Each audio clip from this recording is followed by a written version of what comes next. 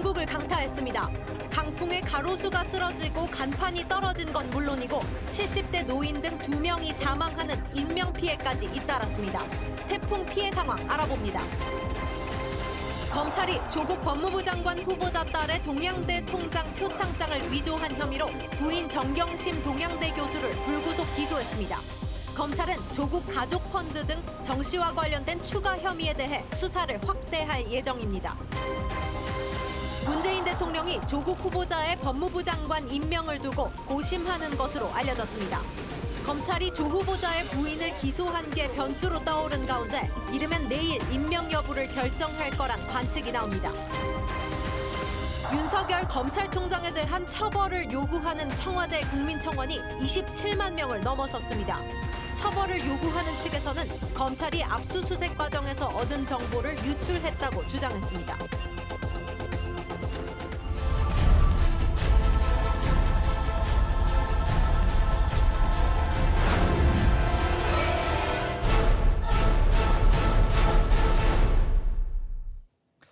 시청자 여러분 안녕하십니까? TV조선 뉴스7 시작합니다. 초강력 태풍 링링이 북한으로 지금 빠져나갔습니다. 하지만 태풍 반경이 300km에 달해서 수도권과 강원도는 이 밤까지 바람이 강하게 불겠습니다. 태풍 링링은 순간 속도가 역대 5위급의 이 강한 바람을 동반하고 있어서 이 지나간 곳곳에서 지금 피해가 속출을 했습니다.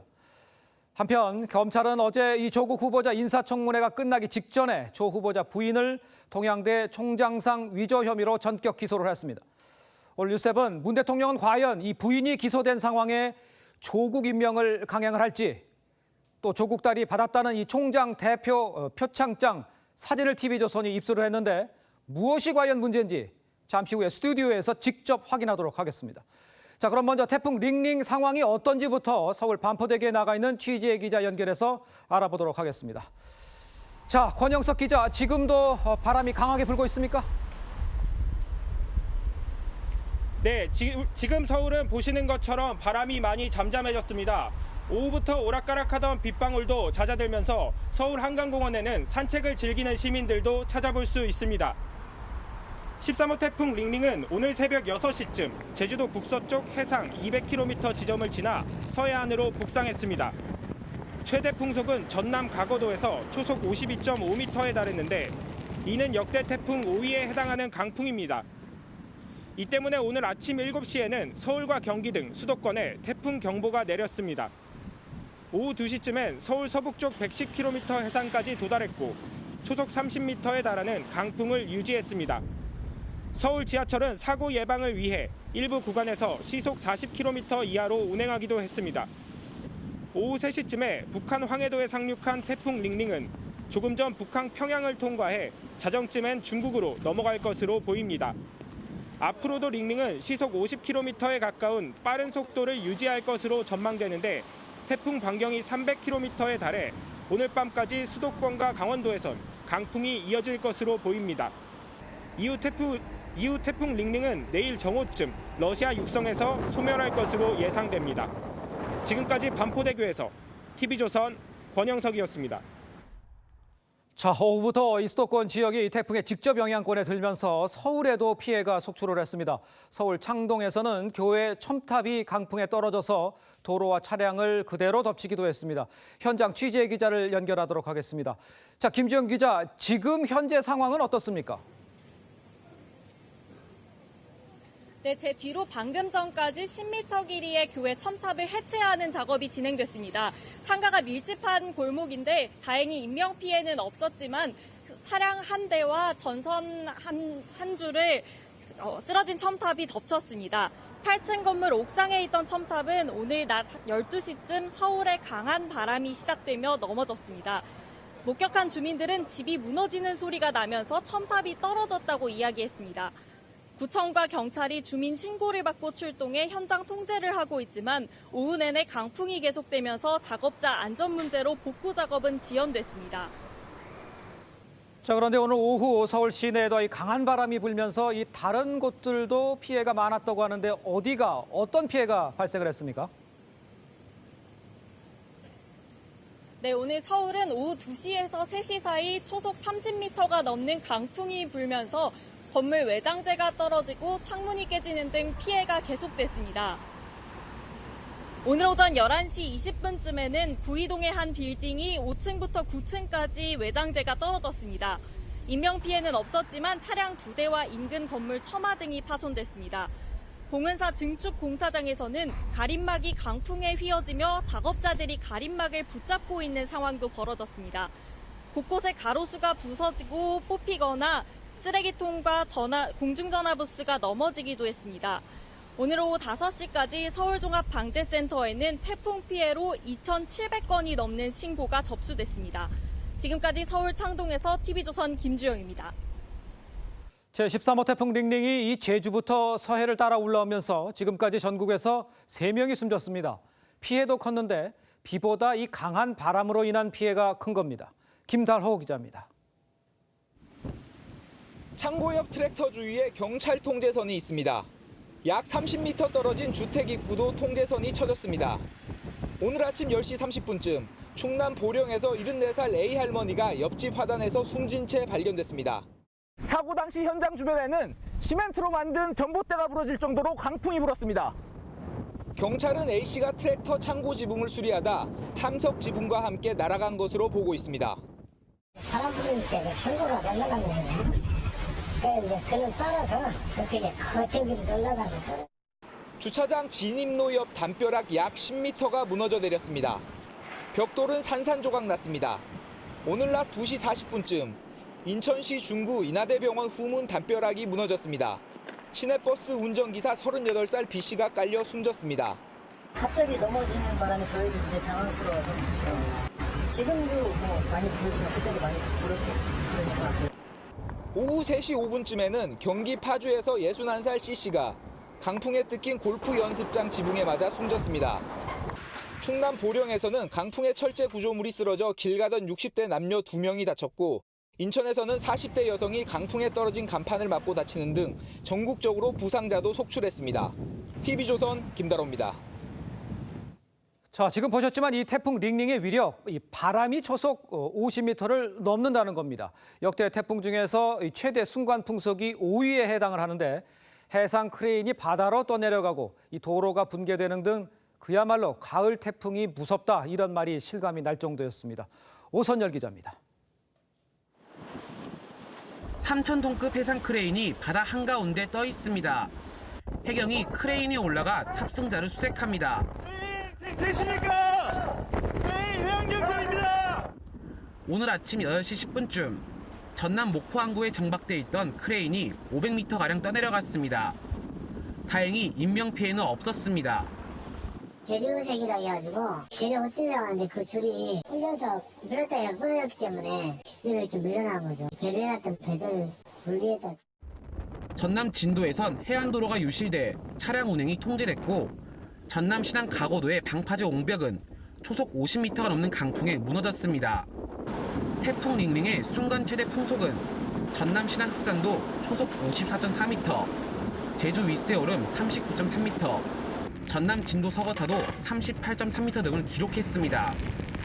흑산도에서 측정된 초속 54.4m는 한반도를 거쳐간 역대 태풍 가운데 5위에 해당하는 기록입니다. 전남뿐만 아니라 한반도 서쪽 전역에서 가로수가 넘어지고 신호등이 파손되는 등 시설물 피해가 잇따랐습니다. 오늘 오후 3시쯤엔 서울 강남구의 한 건물 외벽이 강풍으로 떨어졌고 인천의 한 유리보관 창고도 주저앉을 정도로 강했습니다.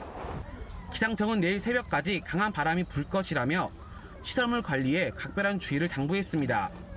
TV조선 오승열입니다. 자, 그런데 태풍 링링은 지나가는 곳마다 이 정전 피해도 속출하게 했습니다. 전국에 12만 7천여 가구의 전기 공급이 끊겼습니다. 강한 바람에 복구마저 늦어지면서 시민들은 암흑 속에서 불안에 떨어야 했습니다. 이 소식은 정민진 기자입니다. 마을 전체가 어둠에 휩싸였습니다. 주택도 상가 건물에도 모두 불이 나갔습니다. 건물 안에서는 손전등 하나의 의지에 주변을 둘러봅니다. 초속 30m가 넘는 강풍에 전신주가 쓰러지고 전선이 끊어져 정전 피해가 속출했습니다. 제주에서만 15,000여 가구의 전기 공급이 끊겼습니다. 강한 비바람에 복구도 더뎠습니다. 태풍 올 때는 고장 복구를 못 해요. 예. 전주에 위에 올라가서 작업을 하기 때문에 네. 그 자체 작업을 못 합니다. 오늘 낮 1시 36분쯤 인천 영평도에서는 전신주가 쓰러지면서 591가구에 전기 공급이 끊겼습니다. 태풍으로 여객선 운항마저 끊겨 복구 장비를 구하지 못해 작업에 어려움을 겪고 있습니다. 태풍 링링으로 전국에서 12만 7천여 가구에서 정전 피해가 발생했습니다. TV조선 정민진입니다. 자, 이뿐만 아니라 강한 바람은 수확을 앞둔 농가에 많은 피해를 입혔습니다. 당장 다음 주가 추석인데 농사를 망친 이 농민들은 시름에 빠졌습니다. 유성현 기자입니다. 비닐하우스가 주저앉았습니다. 바로 옆 시설도 비닐이 온통 뜯겨나가고 엿가락처럼 휘었습니다. 초속 30m에 이르는 강풍에 비닐하우스 12동이나 피해를 입었습니다. 비닐하우스가 무너지면서 안에 있던 한라봉나무도 이렇게 힘없이 쓰러졌습니다. 태풍도 오니까 걱정이 돼서 어젯밤에 특히 잠이 안 오더라고요. 와보니까 이런 현상이 벌어진 겁니다. 다 익은 배가 바닥에 나뒹굽니다. 포장지를 뜯어봐도 성한 배를 찾기 힘듭니다. 추석을 앞두고 대목을 기대했던 농민들은 한숨만 나옵니다. 아침에 와보니까 내 생전 처음이 알고 맨날 지겨워서 아까워 죽었어. 바람을 이기지 못한 벼들이 모두 누웠습니다. 가을 장마로 수확 시기를 놓쳤는데 엎친 데 덮친 격으로 태풍까지 왔습니다. 이번 태풍으로 현재까지 제주도에서는 비닐하우스 25동이 무너졌습니다. 또 전남 지역에서는 벼 314헥타르가 쓰러졌고 배와 과일 등 수확을 앞둔 낙과 피해가 속출했습니다. 충남과 경기 지역도 비슷한 상황이어서 피해는 더 늘어날 것으로 보입니다. TV조선 유성현입니다. 자, 이번 태풍 올해 국내에 상륙했던 태풍 가운데 가장 피해가 컸습니다. 취재 기자와 함께 이번 태풍의 특징을 좀 자세히 알아보도록 하겠습니다. 이채린 기자, 먼저 이 링링 이제는 다 빠져나갔다 이렇게 봐도 되는 겁니까? 네, 태풍은 오늘 오후 2시 반쯤에요. 북한 황해도에 상륙을 했습니다. 네. 전국 대부분 지역에 내려졌던 태풍 특보는 이제 수도권과 충북, 세종 등 중서부 지역에만 남아 있습니다. 육지에 상륙하면서 강도가 매우 강했던 태풍은 지금은 중정도로 약간 약화됐습니다. 시속 50km 정도로 굉장히 빨리 태풍이 멀어지고 있기는 하지만 네. 강풍 반경이 300km 정도로 한반도를 다 덮을 수 있을 정도로 크기 때문에 안심하기는 이릅니다. 수도권과 강원도는 오늘 밤까지는 강풍 반경 안에 들 것으로 보여 바람 피해 없도록 계속 조심하셔야겠습니다. 아까 저희가 리포트에도 전해드렸습니다만 이번 태풍은 좀 비는 적은데 바람은 아주 강했어요. 어떤 특징이 있었습니까? 네, 그렇습니다. 이번 태풍 링링은 비 피해보다는 강풍 피해가 컸습니다. 네, 아까 전남 흑산도에서 최대 순간 풍속을 전해드렸었는데요. 초속 50m면 어느 정도인지 좀 실감을 하시기 어려울 정도 같은데 그렇죠. 시속으로 따지면 180km를 넘습니다. 예. 이 정도면 사람이 몸을 가누기 힘든 것은 당연하고요. 차가 전복될 정도의 엄청난 강풍입니다. 예. 이 태풍은 오늘 새벽 전남 목포를 시작으로 서해상을 반나절 만에 모두 훑고 올라갔습니다. 예. 이렇게 이례적으로 이동이 빨랐던 건 북태평양 고기압의 가장자리에서 유입되는 강한 남풍을 타고 이 바람의 방향을 따라서 북상했기 때문입니다. 예. 이러다 보니 상대적으로 태풍이 한반도에 머무른 시간이 적어서 비는 많이 뿌리지 못했습니다. 예. 네, 제주에는 곳에 따라서 산간 지방에는 400mm 넘게 많은 비가 온 곳도 있었지만 수도권에는 50mm 내외의 작은 비가 내렸습니다. 자, 9월 태풍이 이렇게 큰 무서운 이유도 궁금하고 또 이게 마지막 태풍인지도 궁금합니다. 어떻습니까? 네, 태풍이 주로 여름철에 온다고 그러니까요. 알려져 있기 때문에 9월이면 가을의 시작인데 왜 태풍이 올까 이렇게 생각하실 텐데요. 여름 동안 쌓인 열 에너지 때문에 해수면 온도가 가장 높은 시기가 9월 초입니다. 태풍 매미나 곰파스 같은 과거 우리나라에 큰 태풍을 입혔던 태풍들을 살펴보면 모두 9월 초에 발생을 했습니다. 이번 태풍 링링도 필리핀 해상에서 발생할 당시에는 규모가 작았는데 대만 인근의 고수온 해역을 지나면서 뜨거운 수증기를 머금으면서 강한 태풍으로 성장을 했습니다. 네, 링링에 이어서 14호와 15호 태풍도 발생을 했었는데요. 14호 태풍은 이미 소멸을 했고요. 15호는 일본 동쪽으로 방향을 틀어서 국내에 영향을 미치지는 않을 것으로 보입니다. 이 올해 우리나라에 영향을 미친 태풍은 이번 링링을 포함해서 총 5개였습니다. 그런데 태풍의 전체 발생 개수는 예년과 비슷한데 예. 한반도에 영향을 미치는 태풍이 갈수록 늘고 있습니다. 또 이런 데다가 지구 온난화로 해수 온도가 높아지면서 태풍 발생 시기도 점점 늦어지고 있습니다. 9월과 10월까지도 또 다른 태풍이 올라올 가능성을 배제할 수 없습니다. 이제 좀 지켜봐야 될 것 같군요. 그렇군요. 여기까지 이채림 기자였습니다. 잘 들었습니다.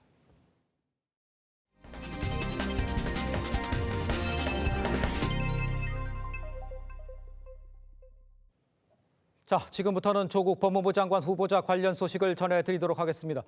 문재인 대통령이 조국 법무부 장관 후보자 임명을 놓고 지금 막판 장고에 들어갔습니다.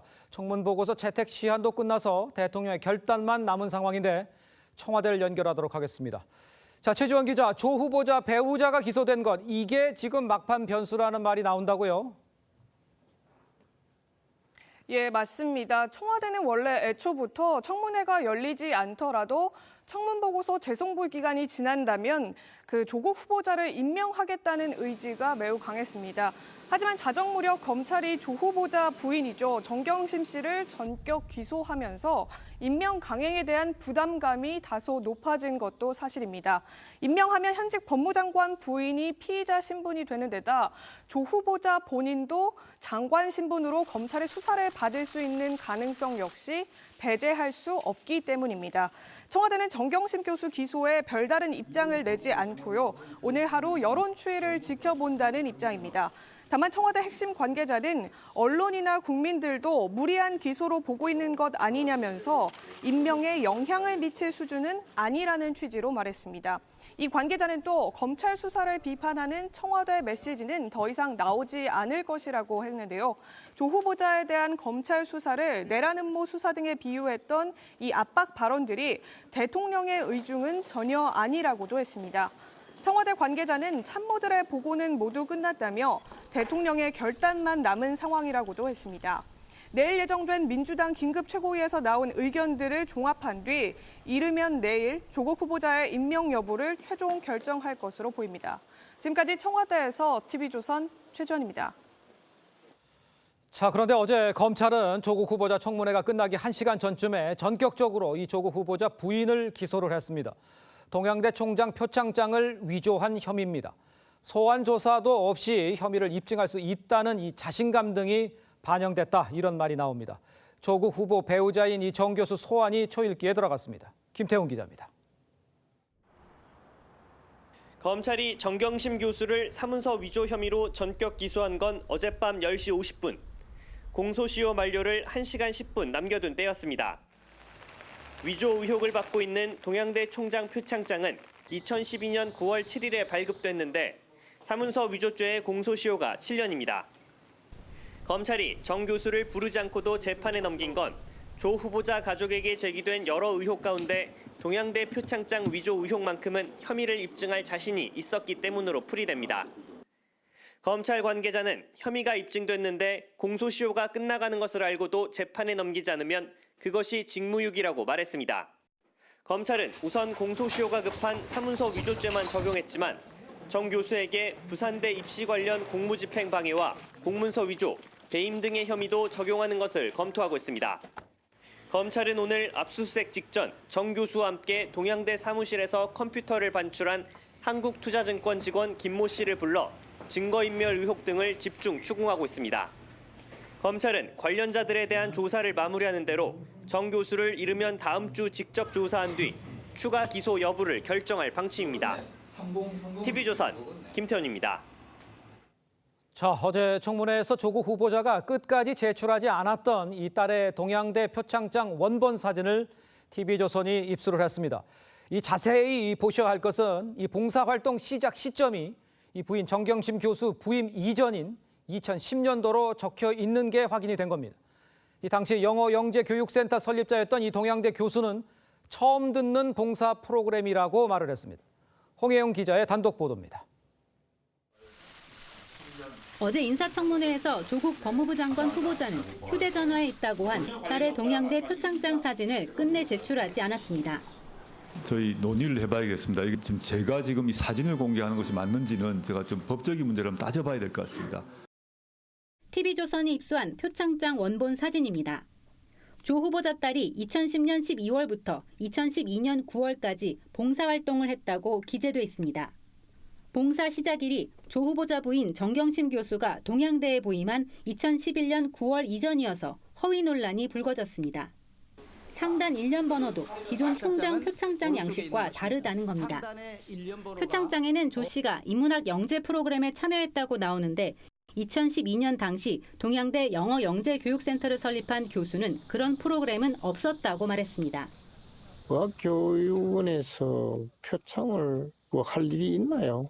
학생들 영어 교육시키는 것이 외국교육원인데. 기존에 이렇게 나간 상이 없었나요? 다른 대학에도 물어보세요. 그런 건 없습니다. 여당 의원들은 조 씨의 표창장 외에도 양식이 다른 표창장들을 18건 입수했다며 청문회장에서 공개했습니다. TV조선 홍혜영입니다.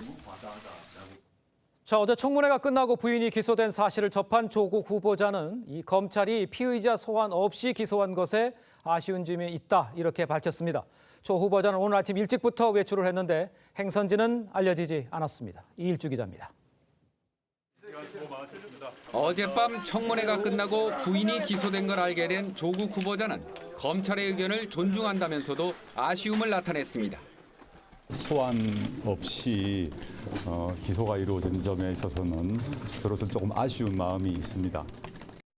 조 후보자는 또 검찰의 결정에 나름 이유가 있었을 것이라고 생각한다며 지금부터 제천은 형사 절차상 방어권을 갖게 될 것이고 향후 재판까지 이어질 것이라고 본다고 설명했습니다.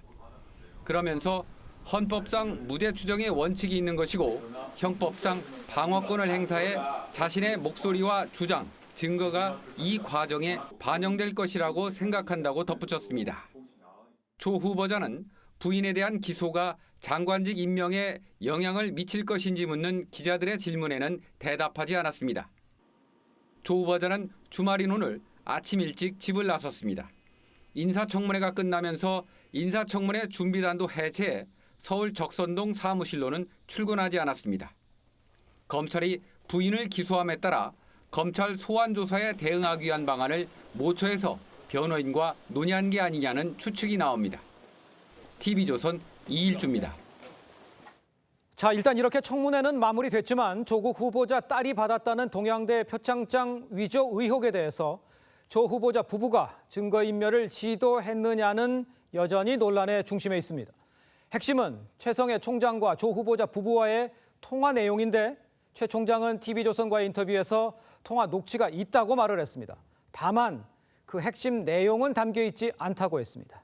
이태희 기자가 보도합니다. 동양대 최성해 총장이 조국 후보자와의 통화 녹음 존재 여부에 대해 처음으로 있다고 시인했습니다. 유시민 노무현 재단 이사장과의 전화 역시 녹음돼 있다고 했습니다. 유시민 씨하고 하는 것도 그렇고 조국 씨하고 했는 것도 그렇고 뭐 다 그렇더라고. 그래가 최 총장은 일부러 녹음한 게 아니라 자동 녹음 기능에 의해 녹음됐다고 했습니다. 통화당 1분 정도씩 분량이라고 했습니다. 핵심 내용은 담겨 있지 않다고 했습니다. 1분 정도 가고 있는데 무슨 말인지 몰라요. 그거 들어봤자. 다만 자신의 얘기가 진실이라고 거듭 주장했습니다. 진실은 내가 이야기하는 게 진실 맞지요. 맞는데. 최 총장은 어제 한 언론 인터뷰에서 조 후보자가 거짓말을 계속하고 나에 대한 공격을 하면 녹취록을 하나씩 공개할 것이라고 했습니다. 동양대 정경심 교수가 기소된 데다 자유한국당이 유시민 노무현 재단 이사장과 김두관 민주당 의원을 증거인멸 혐의로 고발한 만큼 통화 녹음의 내용이 중요 변수가 될 전망입니다. TV조선 이태희입니다. 자, 조국 후보자 거취 문제와 관련을 해서 문 대통령이 지금 장고에 들어갔습니다.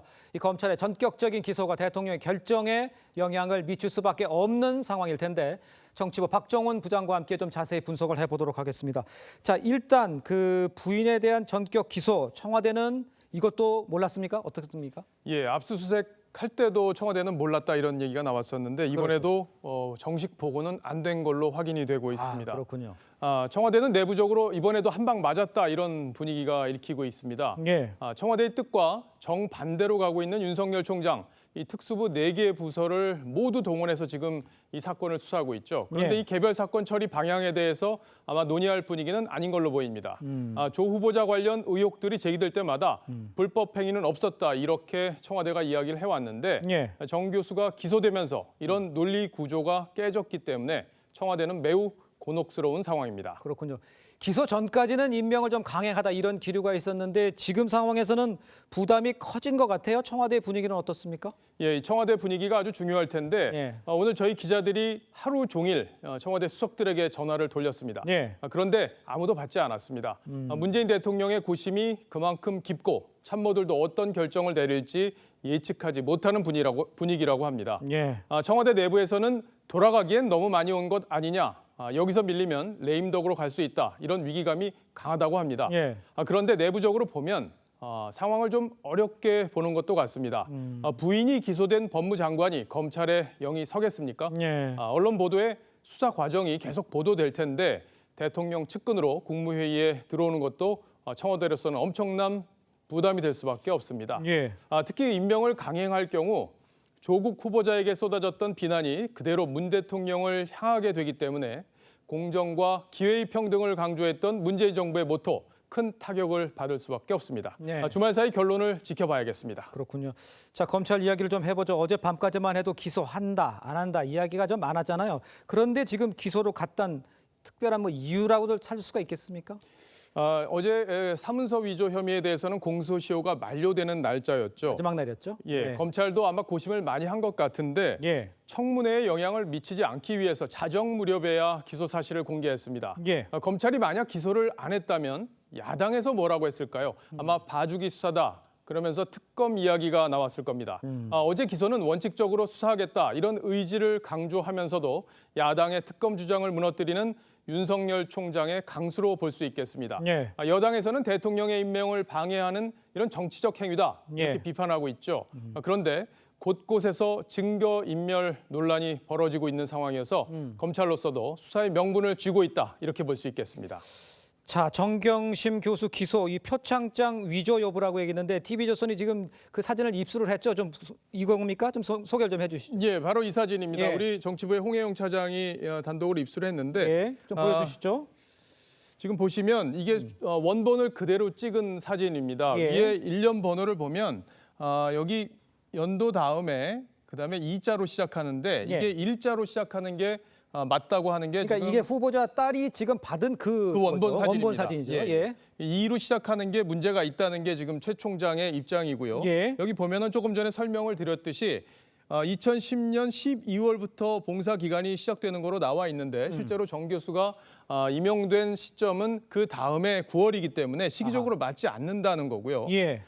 여기 이 직위는 원본과 같다고 합니다. 여기 저희가 원래 동양대에서 주는 상장의 원본을 가져왔는데 이 지금 들고 있는 직인과 게 원본이죠? 이게 예. 원래 주는 상의 그렇죠. 원본입니다. 예. 이 직인과 이 직인은 같다고 합니다. 그런데 이 직인을 찍을 때는 반드시 반출 대장에 등록을 하게 돼 있는데 그 예. 등록 기록이 빠져 있다는 게 지금 동양대 측 주장이고요. 예. 최 총장은 그렇게 얘기합니다.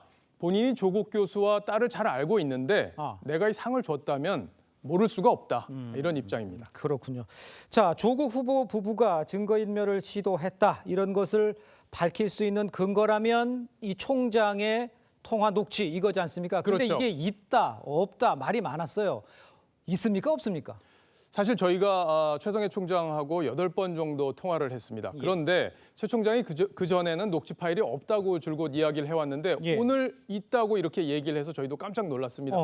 최 총장은 자동 녹음 기능을 전화에 쓰고 있다고 합니다. 자동 녹음 기능. 예, 그래서 그 기능이 자동적으로 통화할 때 녹음이 되도록 설계가 돼 있는데 근데 막상 확인을 해보니까 녹음된 분량이 1분 미만이라는 거예요. 그래요? 예, 그래서 실제 조국 후보자하고 처음 통화할 때 19분을 통화했는데 예. 그중에 상당 부분이 지금 빠져 있기 때문에 증거 인멸을 시도하는 그런 내용들은 담기지 않았을 가능성이 높다. 이렇게 지금 볼 수 있겠고요. 예. 다만 최 총장이 이걸 마지막 카드로 쓰기 위해서 녹취 내용을 공개하지 않는 것 아니냐 이런 말도 있기 때문에 좀 더 상황을 지켜봐야 될 것 같습니다. 그렇군요. 좀 상황을 지켜보도록 하죠. 지금까지 정치부 박정훈 부장이었습니다. 잘 들었습니다. 조국 후보자 딸이 서울대 법대 공익인권센터에서 이수했다고 주장한 인턴 과정에 대해 진실 공방이 이어지고 있습니다. 그런데 조 씨를 의학 논문 제1저자로 만들어준 장영표 단국대 교수의 아들이 조 씨와 함께한 이 서울대 법대 인턴이 일부 허위임을 시인한 것으로 드러났습니다. 윤재민 기자입니다. 지난 3일 단국대 장영표 교수를 불러 조사한 검찰은 최근 장 교수의 아들 장모 씨도 불러 서울대 법대 공익인권법센터에서 인턴 활동이 일부 허위였다는 진술을 확보했습니다. 장 씨는 검찰 조사에서 고등학교 3학년이던 2009년 5월 보름간 인턴 활동을 한 증명서를 받았지만 실제로 2주 동안 활동을 하지 않고 마지막 날 국제학술대회에만 참여했다고 진술한 것으로 전해졌습니다. 조 후보자 측은 그동안 한영외고 동창인 장 씨와 조 후보자 딸이 함께 인턴 과정을 이수했다고 주장해왔습니다. 인권 동아리 아이들이 그 센터의 직원에게 연결해서 그 국제 심포지움 같은데 영어 하는 아이들이 필요했기 때문에 가서 뭐 심부름하고 뭐. 특히 자유한국당 주광덕 의원이 서울대 법대에서 받은 2006년부터 2012년 인턴 활동 증명서에는 고등학생은 아예 없었습니다. 그래서 저희는 이제 국정은 설립 이래로 고등학생 청소년 관련해가지고는 아예 한 적이 없고. 어제 청문회에서 야당은 당시 서울대 법대 교수였고 국제학술대회 발제자였던 조 후보자가 이에 관여했는지 추궁하기도 했습니다. 검찰은 당시 공익인권법센터장 등 관련자를 상대로 부실 인턴 의혹의 경위와 영향력 행사 여부 등에 대해 조사하는 방안을 검토하고 있습니다. TV조선 윤재민입니다. 조국 후보자의 딸에 이어 아들에 관한 의혹도 불거지고 있습니다. 조 후보자의 아들은 고교 시절 서울대에서 인턴십 활동 예정 증명서라는 걸 받았는데요. 인턴을 시작하기도 전에 증명서를 발급받는 건 이례적인 일이라 논란이 되고 있습니다. 최수용 기자입니다. 조국 후보자의 아들 조모 씨가 지난 2013년 7월 서울대 법학연구소 공익인권법센터에서 발급받은 증명서입니다. 이른바 인턴십 활동 예정 증명서로 8월 중순까지로 예정된 인턴 활동이 시작하는 날에 받은 서류입니다. 서울대 관계자는 30년간 근무했지만 인턴 활동을 시작하기도 전에 예전 증명서를 먼저 발급받은 건 처음 본다고 밝혔습니다. 야권에선 조 씨가 이 기간 실제 인턴을 했는지 확인되지 않는다며 입시 부정 의혹을 제기합니다. 대학 입시를 위해서 듣지도 보지도 못한 예정 증명서를 발급받은 게 아니냐 하는 의심이 됩니다. 한편 조 후보자의 아내 정경심 교수가 재직하고 있는 동양대 최성해 총장도 조 씨에 관한 의혹을 폭로했습니다. 최 총장은 정 교수가 전화통화에서 자신의 아들도 동양대에서 상을 받은 적이 있다고 설명했다고 전했습니다. 조 씨가 고교 3학년이던 당시 동양대가 개설한 인문학 수업에서 총장 명의의 상을 받았다는 건데 최 총장은 이를 부인했습니다. 고등학생들을 하는 강좌 프로그램인데 그거 내가 안 주지요. 뭐 명단에 없는데. 최 총장은 진상조사위를 소집해 경위를 파악하고 있습니다. TV조선 최수용입니다. 조국 후보자 부인 정경심 동양대 교수의 기소 소식에 여당은 크게 격앙된 분위기입니다. 정치-검찰공화국이라는 말까지 나왔는데 윤석열 검찰총장을 처벌해달라는 청와대 청원에는 27만 명이 서명했습니다. 신준명 기자입니다. 조국 후보자의 청문회가 끝날 자정 무렵 검찰이 조 후보자 부인을 불구속 기소했다는 소식이 전해졌습니다. 이인영 민주당 원내대표는 검찰이 정치 공간인 여의도에 손을 뻗쳤다며 노골적으로 비난했습니다. 서초동에 있어야 할 검찰이 이곳 여의도 청문회장까지 왔다는 점입니다. 정치 검찰의 잘못된 복귀가 아니길 바랍니다. 민주당은 소환 조사도 없이 일방적으로 기소했다며 최소한의 방어권 기회도 박탈한 비인권적 수사라고 강력 반발했습니다. 민병두 민주당 의원도 민주공화국인지 검찰공화국인지 선택할 순간이라고 가세했습니다. 민주당은 내일 오후 긴급 최고위원 회의를 열고 검찰 수사에 대한 대책 등을 논의할 예정입니다.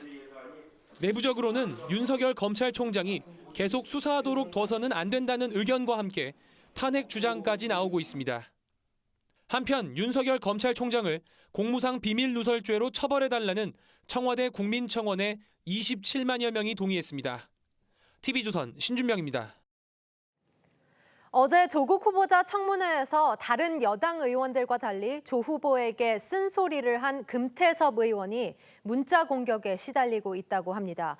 금 의원 아들의 해외여행 경험을 담은 책을 놓고도 비난이 쏟아지고 있다는데 이런 환경에서 어떤 여당 의원이 제 목소리를 낼 수 있을지 걱정입니다. 엄성섭 기자입니다.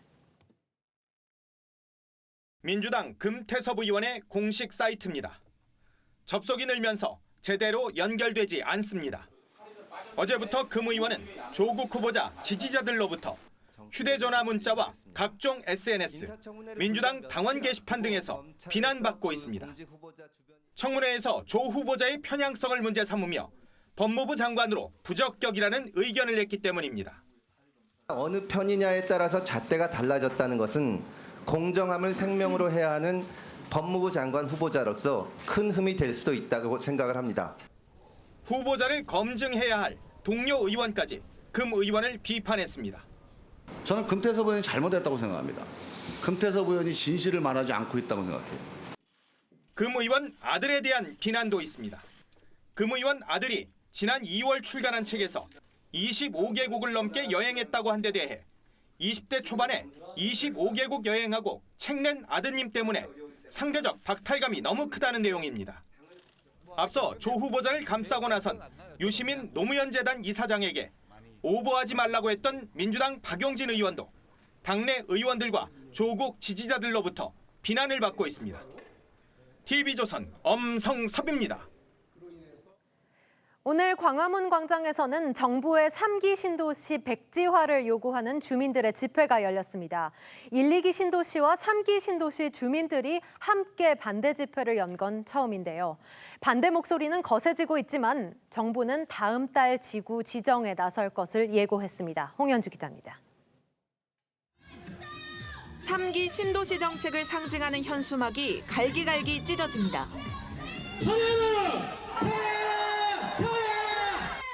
태풍 링링의 북상 소식에도 3기 신도시 반대 목소리를 내기 위해 모인 주민 천여 명입니다.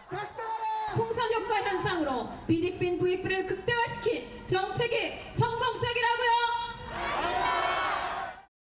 일산, 운정, 검단 등 1, 2기 신도시 주민들은 3기 신도시가 들어서면 교통이 나빠지고 집값이 떨어질 것을 우려합니다. 실제 3기 신도시 지정 발표 이후 경기도 일산 서구와 파주시 등 기존 신도시의 집값 하락세는 두드러졌습니다. 그동안은 별도로 집회를 개최했던 3기 신도시 예정지 주민들도 오늘 처음으로 1, 2기 신도시 주민들과 집회를 함께했습니다. 남양주 왕숙 1, 2지구와 하남 교산지구, 인천 계양지구, 과천지구 등 지난해 말 발표된 3기 신도시 주민들은 토지 보상비 현실화를 요구했습니다. 그린벨트를 불법적으로 해체하여 신도시를 개발하는 것은 도저히 묵과할 수 없는 일이다. 하지만 국토부는 예정대로 다음 달 지구 지정을 거쳐 내년 토지 보상, 2021년 하반기 입주자를 모집한다는 계획입니다. 첫 삽도 뜨지 못한 3기 신도시를 둘러싼 갈등이 지역 주민의 반발로 고조되고 있습니다. TV조선 홍현주입니다. 한국전력이 상반기에 1조 원 가까운 적자를 기록했는데 발전 자회사들도 줄줄이 실적 쇼크를 전망하는 것으로 나타났습니다. 특히 내년엔 이익이 1조 원 넘게 감소할 것으로 보여서 전기요금 인상 압박도 커질 것으로 보입니다. 보도에 박상현 기자입니다. 한국전력 5개 발전 자회사가 지난달 작성한 중장기 재무관리 계획입니다. 5개사는 올해 당기 순이익을 932억 원이 될 것으로 전망했습니다. 지난해 전망치보다 4,886억 원이나 줄어들었습니다. 내년 전망은 더 어둡습니다.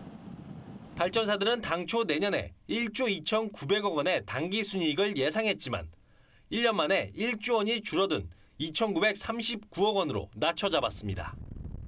대체로 국제유가 상승과 석탄 발전이 원인으로 꼽혔고 한 발전사는 2017년 이후 하락한 원전 이용률도 수익 악화의 원인으로 지목했습니다. 한국전력 역시 올해 9천억 원이 넘는 누적 적자를 기록 중입니다. 국내 경제 성장률 하락, 연료 가격 변동성 확대 등 대외 경제 경영 환경은 여전히 어려울 것으로 예상됩니다. 정부는 전기요금 인상을 검토하지 않고 있다는 입장입니다. 하지만 전력 공기업들의 수익성 악화와 이에 따른 주주들의 요구로 요금 인상의 압박은 계속 커지는 상황입니다. 이제 재생에너지 구매량이 점점 늘어나기 때문에 그 부분이 이제 결국은 국민들의 부담으로 돌아갈 것이다 하는 것이 예상되는 겁니다. 한전은 오는 11월 말 전기요금 체계 개편안을 마련하고 내년 상반기까지 정부 인가를 얻을 계획입니다. TV조선 박상현입니다.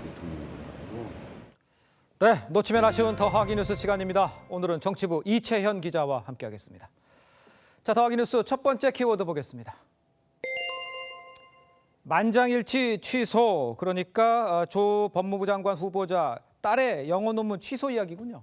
예, 그렇습니다. 대한병리학회가 편집위원회를 열고 조국 후보자 딸 조모 씨가 제1저자로 등재된 논문 게재 취소를 결정을 했죠. 네. 편집위원회 참석자들이 조 씨의 논문 초고를 살펴봤는데요. 보니까 어떻답니까? 네, 참석자들은 첫 문장부터 단어가 틀리다, 비문이었다, 단수와 복수형을 섞어 사용했다 등의 반응을 보였다고 동아일보가 보도했습니다. 자, 논문 제1저자 등재 이유가 영어 번역을 잘하고 이게 기여도가 있었다, 이렇게 얘기를 했었잖아요. 네, 맞습니다. 조 후보자는 앞서 딸의 제1저자 등재에 대해 이렇게 답을 했죠. 실험 성과를 영어로 정리하는 데 큰 기여를 했다라고 평가를 하신 것 같습니다. 장영표 교수는 병리학회에 보다시피 조 씨의 초고가 조악했다, 저자 규정상 제1저자를 올리기에 부족했다고 인정을 했습니다. 네. 병리학회는 저자 부적절, 윤리심의 허위 기재를 이유로 만장일치로 취소를 결정했습니다. 그렇군요. 자, 두 번째 키워드 보겠습니다. 앞서가는 김 여사, 무슨 내용입니까? 네, 라오스 국빈 방문을 마친 문재인 대통령 내외가 환송을 받는 모습입니다. 네. 김 여사가 앞서서 손을 흔들며 걸어가고 있습니다. 문 대통령은 뒤에서 보고 있네요. 예, 그렇습니다. 네. 비행기에 먼저 올라가 문 대통령이 인사를 하는 장면을 보고 서울공항에 도착해서도 문 대통령과 수행단보다 훨씬 앞서서 걸어가는 모습이 나옵니다. 예. 앞서 나가는 김정숙 여사라는 제목으로 보도가 나오기도 했습니다. 눈에 띄긴 좀 합니다. 지난 3월 아세안 3개국 순방을 마친 후 귀국 비행기를 탈 때도 문 대통령이 인사를 하는 동안 김 여사가 먼저 기내로 들어가는 모습이 포착되기도 했습니다. 그렇다면 이런 게 문제가 되기는 되는 겁니까? 어떻습니까? 네, 의전에 큰 문제는 없을 것이라고 합니다. 네. 주도적이라며 이런 여사의 모습을 좋아하는 사람들도 많다고 합니다. 다만 일부 야권 인사들 사이에서는 너무 위풍당당하다, 이런 의견도 있습니다. 그렇군요. 자, 마지막 키워드 보겠습니다. 링링의 논란 김정은, 그러니까 북한에서도 이 태풍 때문에 큰일이 났다, 뭐 이런 얘기군요. 네, 심각한 표정의 김정은 위원장과 북한군 간부들의 모습을 보시죠. 네. 김 위원장 뒤에 태풍 이동 경로가 그려져 있고요. 피해 예상 지역을 표시해놨습니다. 예, 태풍 대비 회의를 하는 것 같습니다. 예, 그렇습니다. 김 위원장이 태풍 링링 피해를 막기 위한 비상대책회의를 소집한 건데요. 간부들을 혼내기도 했습니다. 중앙과 지방의 일꾼들에 이르기까지 그 심각성을 깨닫지 못하고 아니란 인식에 포로되어 속수무책으로 구태의연한 태도를 취하고 있는 데 대하여 북한이 재난대비회의를 소집하는 건 굉장히 이례적입니다. 네. 지난 2012년 북한에 큰 피해를 줬던 볼라벤의 학습 효과라는 이야기도 있습니다. 그렇군요. 지금까지 이채연 기자였습니다. 잘 들었습니다.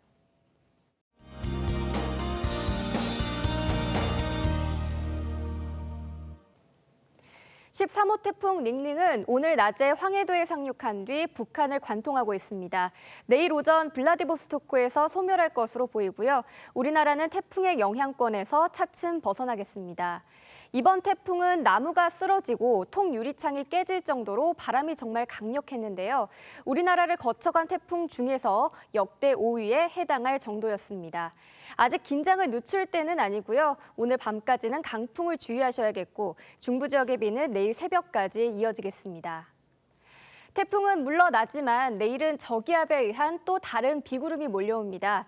내일은 주로 충청 이남 지역에 내리겠고요. 이후 월요일과 화요일에는 전국으로 확대되겠습니다. 많은 비가 장기간 이어지고 있어서 안전사고에 유의하셔야겠고요. 앞으로 내릴 비는 남부 지역에 집중되겠습니다. 날씨였습니다. 네, 지금 조국 사태로 온 나라가 상처받고 찢겨져 있습니다. 이 다른 거 다 떠나서 스스로 공정과 정의를 허물어버린 조 후보자가 왜 그것도 법무부 장관에 임명되어야 하는가? 이 의문을 많은 사람들이 갖고 있습니다. 조 후보자는 자신의 거취에 대해서 임명권자의 뜻에 따르겠다고 공을 넘겼습니다. 이제 문재인 대통령이 답을 내놓을 차례입니다. 이상으로 토요일 TV조선 뉴스 7 마칩니다. 저희는 내일 다시 찾아뵙겠습니다. 시청해주신 여러분 고맙습니다.